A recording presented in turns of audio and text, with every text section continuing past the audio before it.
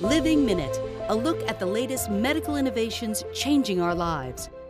This summer's heat can be tough, not only on people but also their pets. That's especially true for dogs since their bodies can't release heat like ours, and they can be susceptible to heat stress. The only way they can get rid of heat is to pant.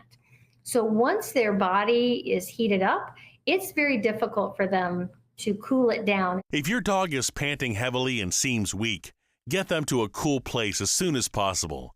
Then check their gums. If they're in stress situation or starting to become heat stressed or in heat stroke, it'll be what we call brick red. It'll be a darker, deeper red color. And those are signs that you really need to seek veterinary care right away.